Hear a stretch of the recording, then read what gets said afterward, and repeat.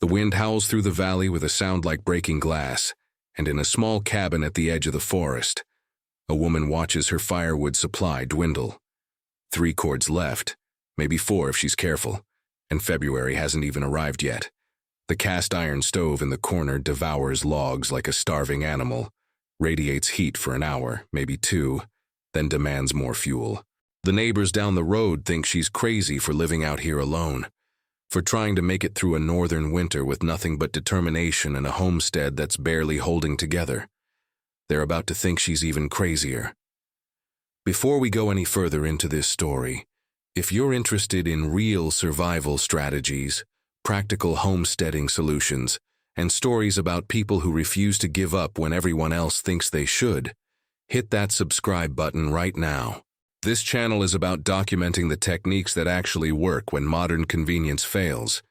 And what you're about to hear is one of those stories that changes how you think about heating, about resources, about what's possible when you pay attention to principles that have kept people alive for thousands of years. Now, back to that cabin and the woman who's about to prove everyone wrong. Her name is Elena, and she's 43 years old, with hands that show the wear of manual labor and eyes that have learned to read weather patterns in the color of the sky. She moved to this property 3 years ago after a divorce that left her with almost nothing, bought 20 acres of rough land for less than a used car would cost, and built most of the structures herself with salvaged materials and a determination that bordered on obsession. The cabin is small, maybe 500 square feet, with walls she insulated using sawdust packed between rough-cut lumber and a roof she patched with tin she traded work for. It's not much, but it's hers, and she's not leaving. The problem is heat. In this part of the country, winter temperatures drop to 20 below zero, sometimes 30 below when the wind comes screaming down from the north. The cast iron stove she installed works technically, but it burns through wood so fast she spends half her day splitting logs and hauling them inside. The metal heats up quick, sure, radiates that fierce warmth that feels good when you're standing right next to it. But the moment the fire dies down, the heat vanishes. The metal cools almost as fast as it heated, and by morning the cabin is cold enough that the water in her kettle has a skin of ice on top. She does the math one night in January, sitting at her small table with a pencil and the back of an envelope. At the rate she's burning wood, she'll run out by mid-March. Spring won't arrive until late April, maybe early May. 6 weeks, possibly 8, with no heat. The hardware store in town sells firewood, but she doesn't have the money, not after spending everything she had on supplies and repairs. She could ask the neighbors for help, but she already knows what they think of her. Tom and Linda Morrison, the couple who own the farm 2 miles down the road, have made it clear they think she's reckless, that a woman alone in the woods is asking for trouble.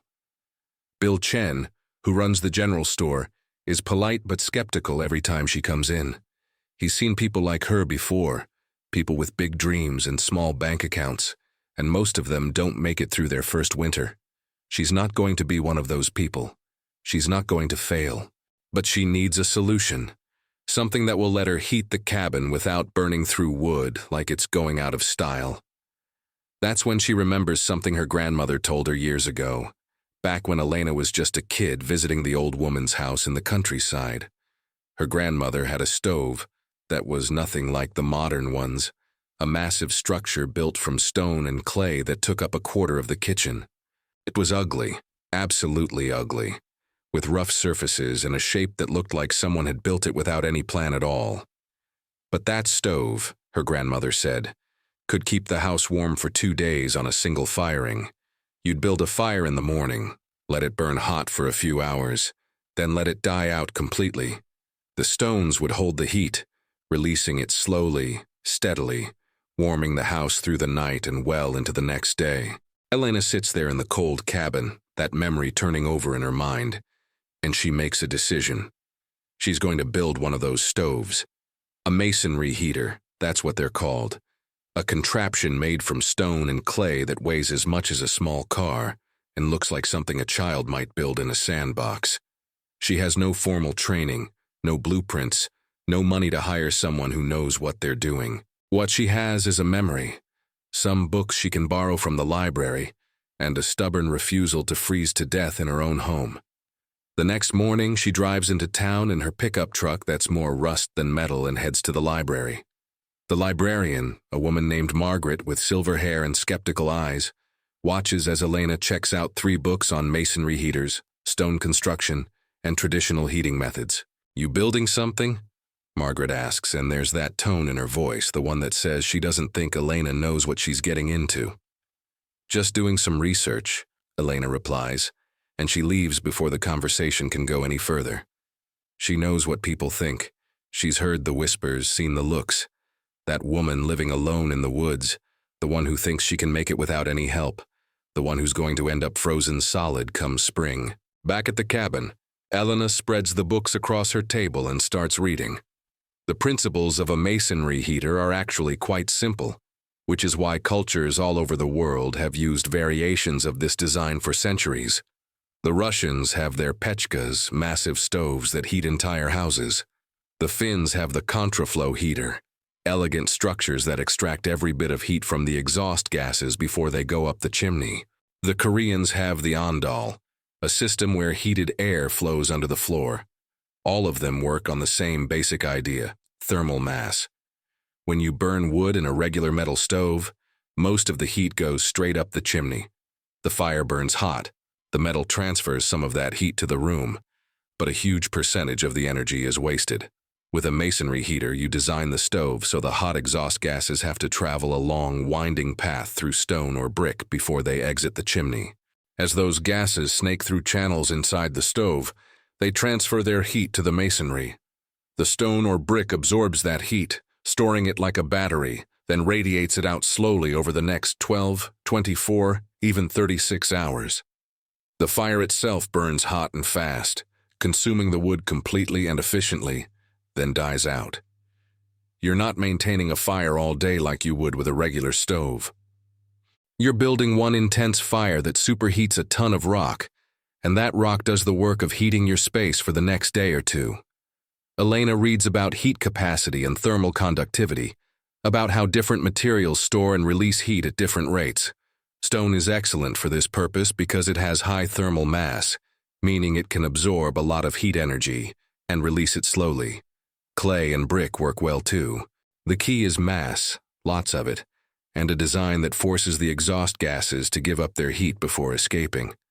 She reads about the importance of draft, how you need to design the chimney system so that smoke draws upward efficiently, especially during startup when the masonry is cold.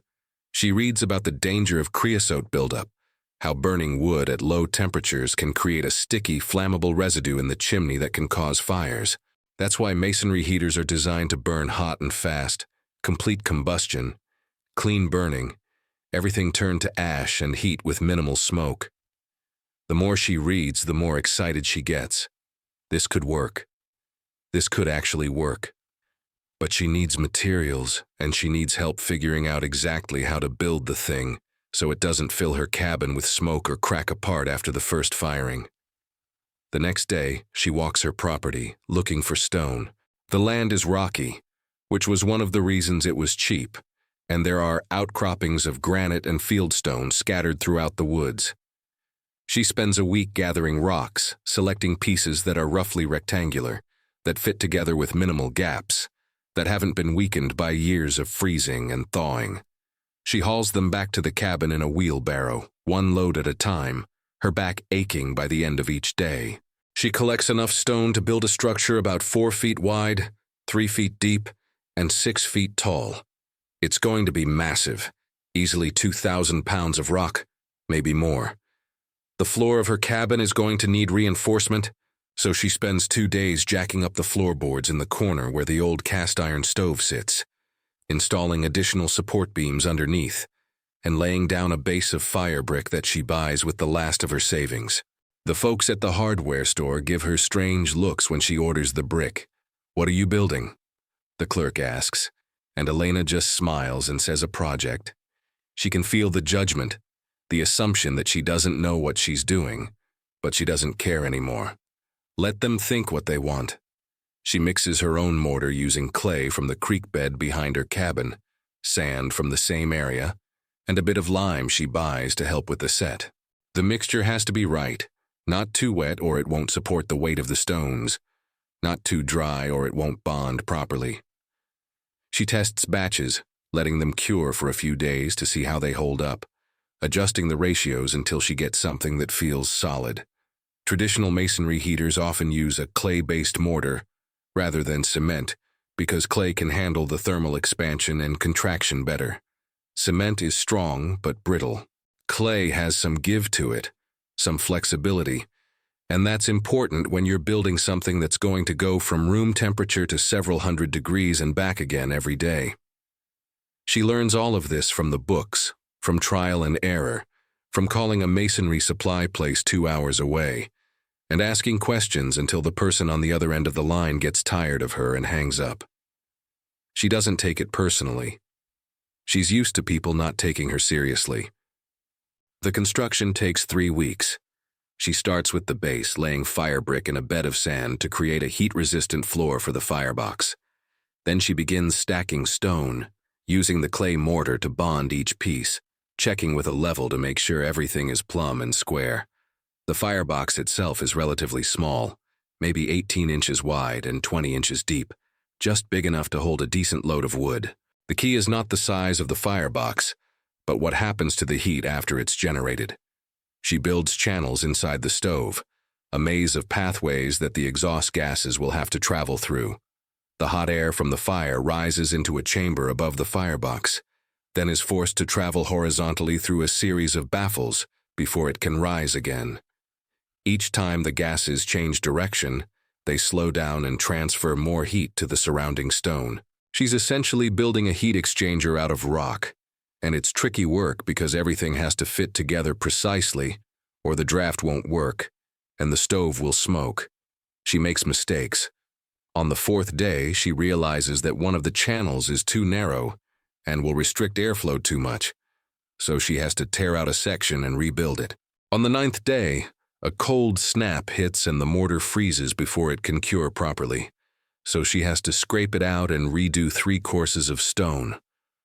On the 14th day, she steps back to look at her work and realizes that the whole thing is ugly, absolutely hideous, with uneven surfaces and stones that don't match and mortar joints that are thicker in some places than others.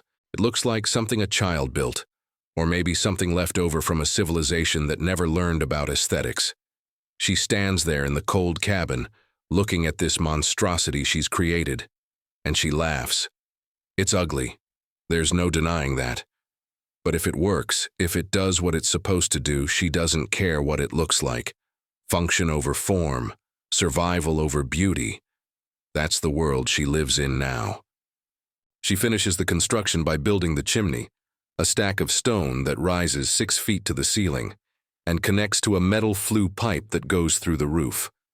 The chimney has to provide enough draft to pull air through the firebox and exhaust gases through the channels, but it also has to allow some of the heat to radiate into the room before the gases escape. It's a balance, and she won't know if she got it right until she lights the first fire.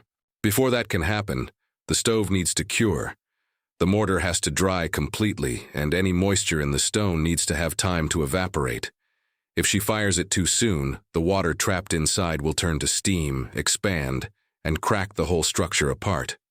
So she waits.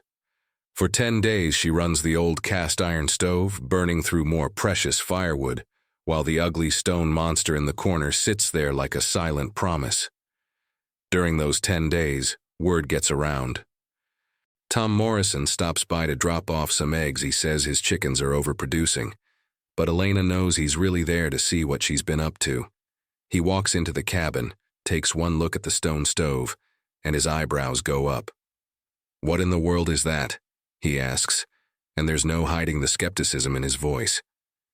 "It's a masonry heater," Elena explains. "It's going to heat the cabin more efficiently than the old stove." Tom walks around it, examining the rough stonework, the uneven surfaces, the way some of the rocks jut out at odd angles because Elena couldn't find perfectly shaped pieces. He shakes his head. "That thing is uglier than a mud fence," he says. "And you built it yourself? No plans, no professional help?" Elena nods. "I used some books from the library. Tom looks at her like she's lost her mind. You do know that if you build a stove wrong, it can fill your house with carbon monoxide, right? You could die in your sleep. I know, Elena says quietly. I was careful about the draft and the ventilation. Tom doesn't look convinced. He tells her that if she needs firewood, he might be able to spare a cord or two, which is his way of saying he thinks she's going to need it because this crazy experiment is going to fail. She thanks him, but doesn't accept the offer. She's going to make this work on her own. Linda Morrison comes by a few days later with a casserole, and she's even less tactful than her husband. Oh, honey, she says, looking at the stone stove with something close to horror. That's the ugliest thing I've ever seen. You spent all that time building that? Elena feels the heat rising in her cheeks, the sting of embarrassment and anger mixed together, but she keeps her voice level. It's not about looks, she says. It's about function.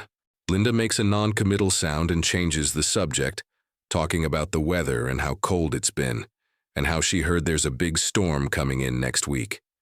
Elena listens, nods, accepts the casserole, and ushers Linda out as politely as she can. After the door closes, she stands in the middle of her cabin and looks at the stove. It is ugly. She can't argue with that. But she's not building it to win a beauty contest. She's building it to survive. Bill Chen from the general store hears about it somehow, maybe from Tom or Linda, and the next time Elena comes in to buy supplies, he mentions it. Heard you built some kind of rock stove, he says as he's ringing up her purchase of nails and kerosene. Old-fashioned heat storage thing, right? Elena nods, waiting for the judgment. Bill strokes his chin. My grandfather had one of those in China, he says. Took up half the kitchen. Looked like a pile of bricks someone had stacked without any skill. But it kept the house warm all winter. Burned the crop waste once a day. And that was enough. Elena feels a flicker of hope. So you think it might work? Bill shrugs. If you built it right, sure. If you didn't, you'll know pretty quick. Either it'll heat your place like nothing else, or it'll crack apart and fill your cabin with smoke. No middle ground with something like that. He gives her a look that's not quite encouragement and not quite skepticism. Something in between. And she takes it as the best she's going to get. Finally, after 10 days of curing, Elena decides it's time for the first fire. It's a Wednesday morning, clear and cold with the temperature sitting at 15 below zero. The old cast iron stove died out during the night and the cabin is frigid. She can see her breath, and the water in the kettle is frozen solid. She gathers kindling and small pieces of dry wood, arranges them in the firebox of the masonry heater, and strikes a match. The kindling catches, flames licking up around the wood, and she carefully adds larger pieces, building the fire slowly. At first, nothing seems to happen. The fire burns in the firebox, but the stove doesn't radiate any heat. The stone is cold, absorbing energy, and Elena starts to worry that she's made a terrible mistake. Then she notices smoke curling back into the cabin. The draft isn't working. The chimney is cold, the air inside it is heavy, and the exhaust gases are looking for the path of least resistance, which happens to be back into the room. Elena quickly opens the door to let in fresh air, creating cross-ventilation, and she grabs a piece of burning newspaper and holds it up near the chimney opening to warm the air column and get the draft started. It takes several minutes, her eyes watering from the smoke. But finally the draft catches and the smoke begins rising up the chimney like it's supposed to. She tends the fire carefully, adding wood piece by piece, letting the flames build until they're roaring, consuming the fuel completely and cleanly. The fire burns hotter than anything she's seen in the cast iron stove. Flames so intense they're almost white, and the sound is like a freight train.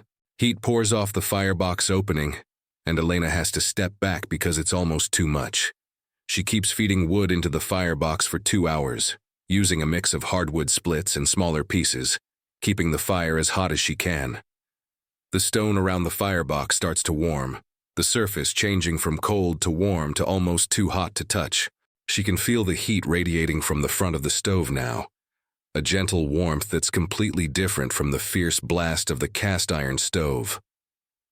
After 2 hours, she lets the fire die down naturally, stops adding wood, and waits for the flames to consume the last of the fuel. Within 30 minutes, the fire is out. Nothing but glowing coals and white ash in the firebox. The cabin is warm, warmer than it's been in weeks, and the stone stove is radiating heat like a miniature sun. Elena sits at her table watching the stove, waiting to see how long this will last. An hour passes, then 2, then 4. The cabin stays warm. The stone continues to radiate heat, the surface still too hot to touch for more than a second. By nightfall, 12 hours after the fire went out, the cabin is still comfortable, warm enough that she doesn't need to wear her heavy coat inside. She sleeps that night in a warm bed for the first time in weeks, and when she wakes up in the morning, 18 hours after the fire died, the cabin is still warm. The stone has cooled somewhat, but it's still radiating heat, keeping the temperature inside above freezing, even though it's 20 below zero outside. She places her hand on the surface of the stove and feels steady warmth, not burning hot anymore, but warm like skin that's been in the sun. She starts to laugh, a sound that's part relief and part disbelief. It's working. The ugly stone stove is actually working, but she wants to know exactly how long it will hold heat. She wants proof, something she can point to when people ask if it was worth all that effort. So she decides to run a real test.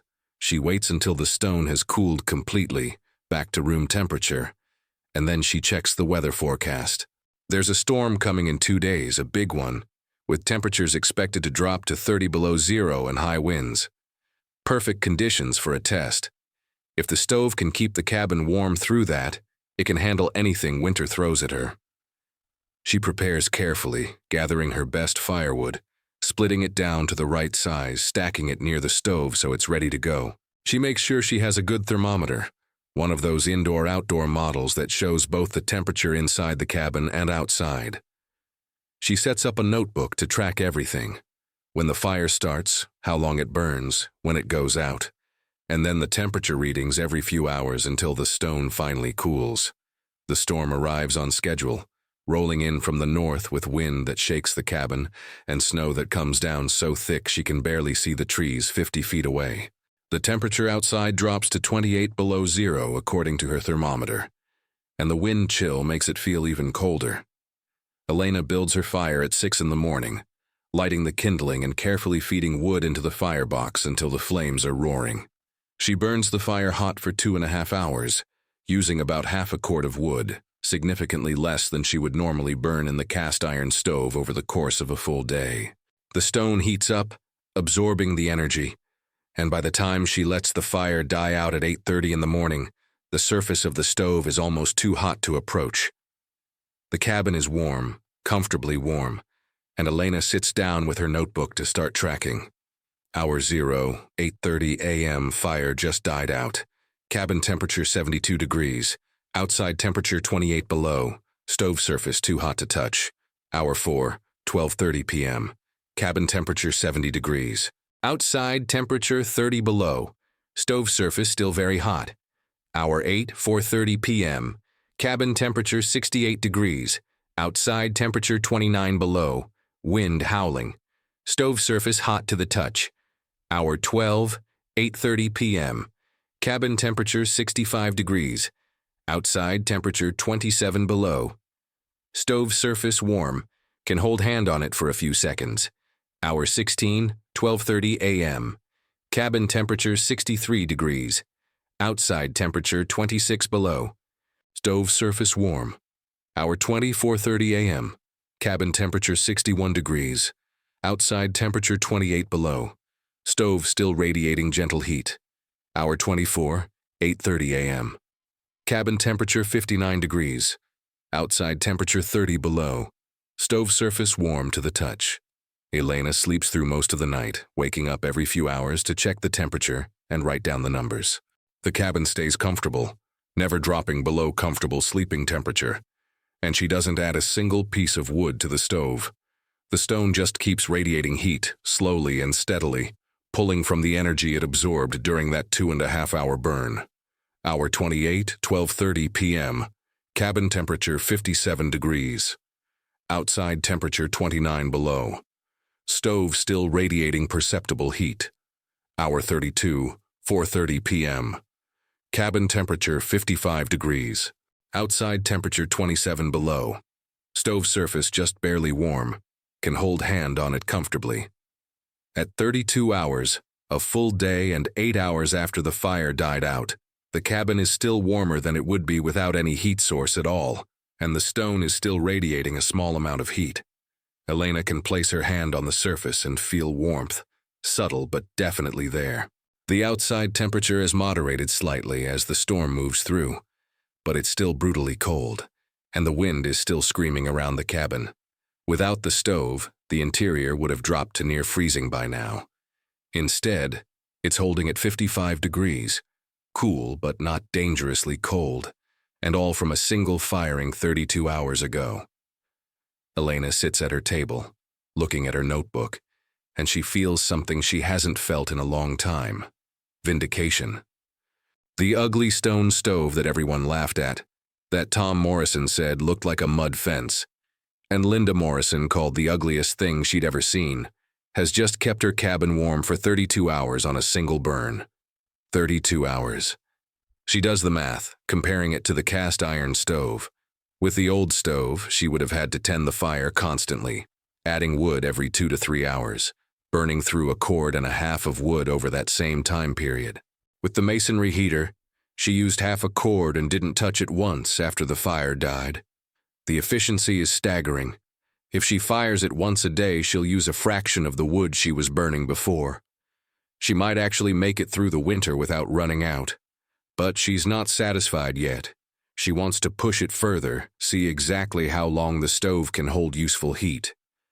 So she decides to run another test, this time being even more meticulous about the measurements. She waits for the stone to cool completely, lets 3 days pass so there's no residual heat, and then picks another cold night, this one with temperatures forecasted to hit 32 below zero. She gathers her best hardwood, pieces of oak and maple that she's been saving, wood that burns hot and long. She prepares her firebox, making sure the draft is perfect, and at 6 a.m. she lights the fire. This time she burns it even hotter, feeding the flames for 3 full hours, really loading up the thermal mass with as much energy as it can hold. The stone around the firebox glows with heat, and the cabin becomes almost uncomfortably warm. At 9 a.m. she lets the fire die out completely and begins her tracking. The results are even better than the first test. 32 hours after the fire dies, the cabin is still at 56 degrees, and the stone is still radiating measurable heat.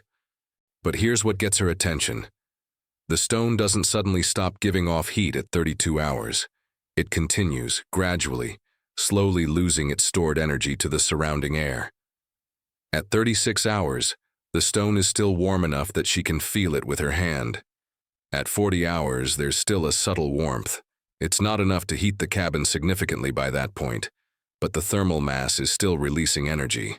The stone holds heat like nothing else she's ever experienced.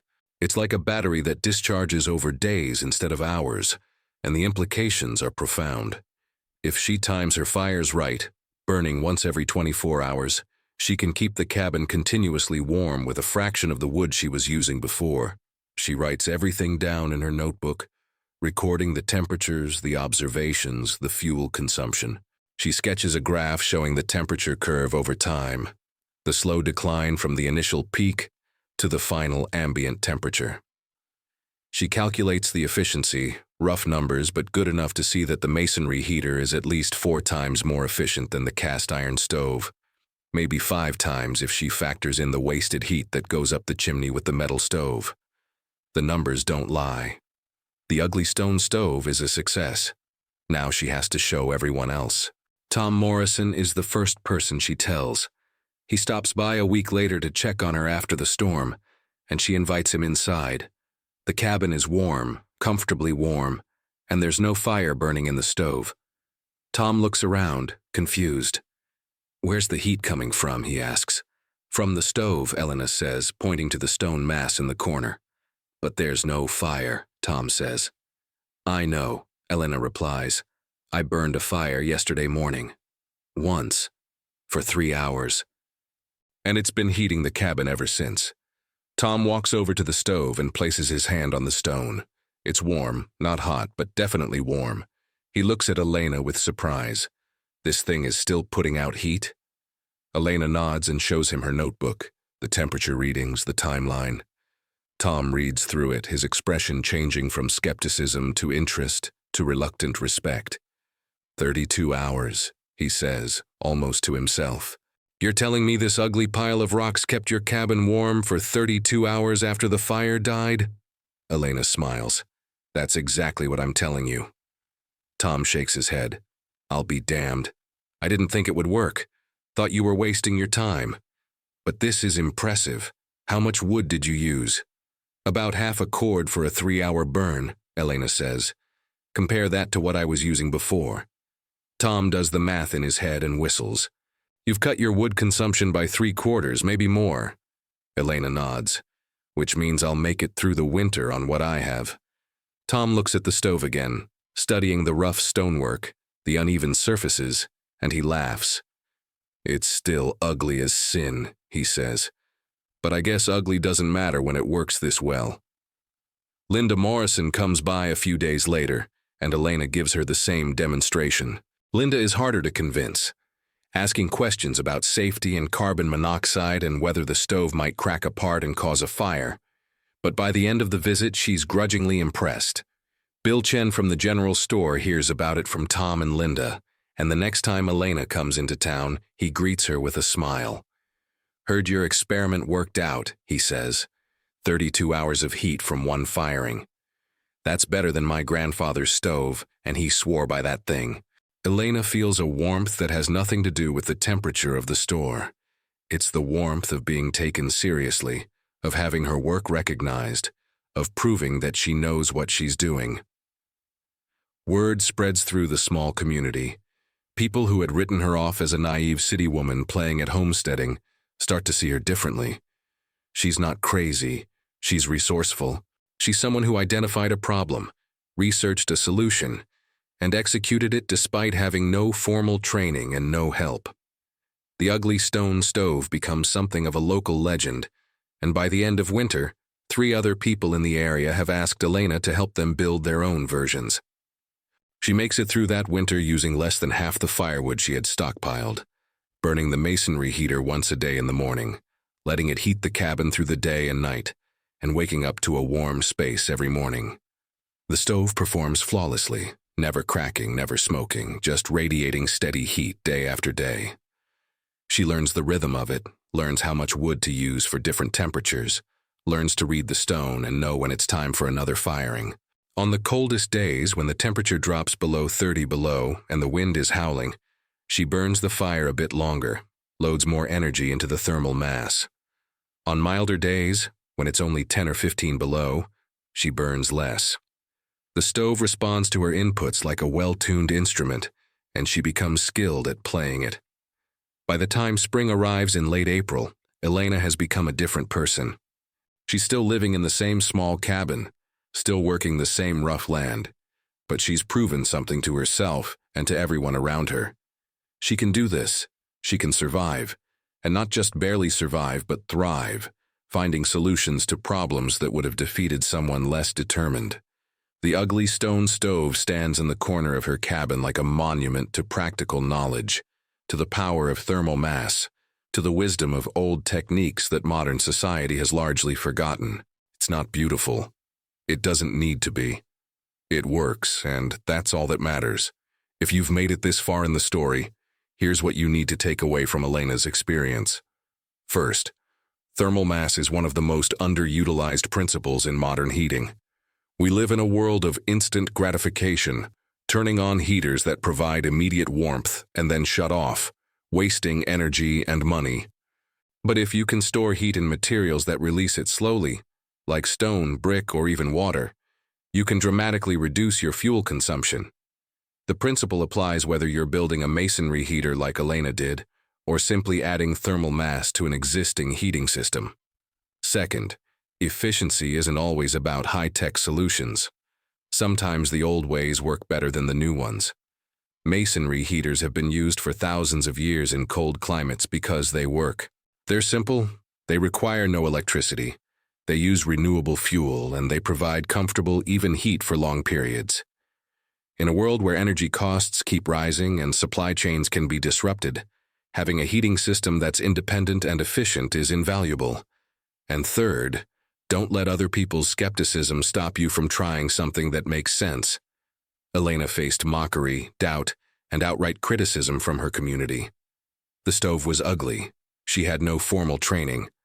Everyone thought she was wasting her time. But she did her research, she was careful about safety, and she built something that worked better than anyone expected. Sometimes you have to be willing to look foolish in pursuit of a goal that matters. Now, if you're thinking about building your own masonry heater, understand that it's not a simple weekend project. Elena spent weeks researching, gathering materials, and constructing hers, and she made mistakes along the way that required demolition and rebuilding. You need to understand basic masonry principles. You need to get the draft right, or the stove will smoke, and you need to use materials that can handle thermal stress. But it's not impossible. People all over the world build these stoves with no formal training, using local materials and basic hand tools. The key is to start with solid research, follow proven designs, and be willing to learn from mistakes. There are books, online resources, and even workshops where you can learn the techniques. The investment of time and effort can pay off dramatically in reduced heating costs and increased self-sufficiency. Elena's story is ultimately about more than just a stove. It's about resilience, about refusing to accept limitations, about finding solutions when conventional wisdom says there aren't any. It's about a woman who was underestimated by everyone around her, and who proved them wrong not with words, but with results. 32 hours of heat from a single firing. That's the proof, and it's the kind of proof that can't be argued with. If you're interested in more stories like this, practical solutions for self-sufficient living, and techniques that actually work in the real world, make sure you're subscribed to this channel. We cover everything from water systems and food preservation to alternative energy and traditional skills that most people have forgotten. Hit that subscribe button, turn on notifications, and join a community of people who believe in taking control of their own lives, learning practical skills and building resilience for whatever challenges the future might bring. Thanks for watching, and remember, sometimes the ugliest solutions are the most beautiful when they work.